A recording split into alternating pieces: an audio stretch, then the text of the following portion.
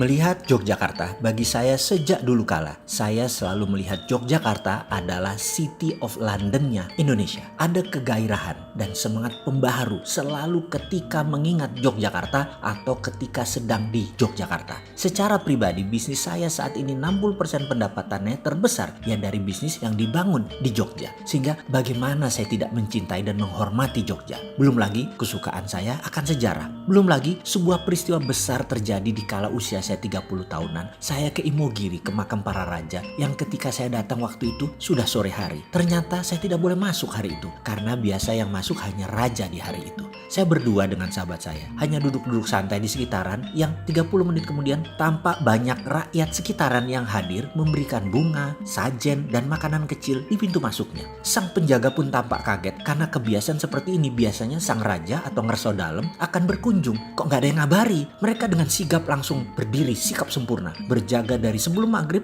sampai mendekati isya yang ternyata tidak ada yang datang. Ketika saya tanya ada apa, para penjaga tersebut berkata, seperti ada raja yang akan berkunjung di setiap persiapan di sekitaran namun tidak ada yang ngabari. Jadi mereka bersiap. Karena 2 jam bersiap siaga tersebut akhirnya kendor juga penjagaan mereka. Dari diskusi sesama mereka yakin raja atau ngerso dalem tidak akan datang waktu itu karena tidak pernah raja hadir di malam hari ke Imogiri. Jadi pasti hari ini tidak akan hadir. Tetapi mereka heran, kok ada yang persiapan seperti ini? Ini untuk siapa? Seorang penjaga yang paling sepuh berkata, dari pagi sampai malam hanya kalian berdua saja yang hadir. Boleh tanya, weton hari lahir kamu apa? Saya jawab, Sabtu Kliwon. Yang kemudian dijawab sambil setengah membungkuk menjulurkan jempolnya ke arah pintu makam raja. Oh, weton rojo, monggo silahkan masuk. Dan saya pun masuk ke dalam ke makam para raja tersebut. Kemudian saya berdoa sekilas terus pamit dan mereka para penjaga mengawal saya dengan sangat baik, sangat protokoler. Mbak Raja, saya terkesan sekali dan sejak saat itu saya seakan dibaiat sebagai warga Jogja. Kembali ke City of London. Kita semua tahu City of London itu bukan bagian dari United Kingdom, bukan bagian dari UK. City of London dimiliki oleh para bankers dan baron, raja-raja tanah. Para bangsawan, mereka lah pemilik pound sterling dan menerbitkan pound sterling mata uang Inggris. Mereka punya treaty tersendiri dengan UK, hubungan sejarah yang panjang dan rumit. Karena itu ketika Inggris bergabung bersama negara-negara Eropa dulu sebelum keluar lagi, ya namanya Brexit, tidak bisa serta-merta Inggris mata uangnya jadi euro, tetap pakai pound sterling. Ini semua kan ada treaty, perjanjian yang berlaku selamanya, abadi selama ada yang namanya Great Britain, Inggris. Kita semua juga tahu dalam hukum internasional di Den Haag sana, Kerajaan Mataram Jogja tercatat dan berdaulat penuh. Mataram direspek oleh Belanda. Hingga ketika di awal Indonesia berdiri tahun 45-an, Republik Indonesia masih belum diakui PBB. Presiden Soekarno pun menggunakan strategi yang cerdik, mengatakan untuk sementara berlindung di Jogja sebagai ibu kota pemerintahan Republik. Itu simbol. Soekarno tahu sekali status bernegara. Mataram Jogja berdaulat penuh. Serangan terhadap negara berdaulat beda dengan serangan terhadap pemberontak. Dulu, Republik dan tentaranya oleh Belanda dinyatakan sebagai pemberontak. Uang gobang, uang Mataram telah menjadi alat transaksi sejak lama, dihormati oleh Belanda, sehingga ada exchange rate-nya. Sebelum kemudian dengan kelicikan Belanda, mata uang tadi ditukar semua menjadi gulden Belanda. Kerajaan Mataram Jogja yang usianya saat ini lebih dari 500 tahun, memiliki sejarah panjang dibanding Republik Indonesia yang baru 75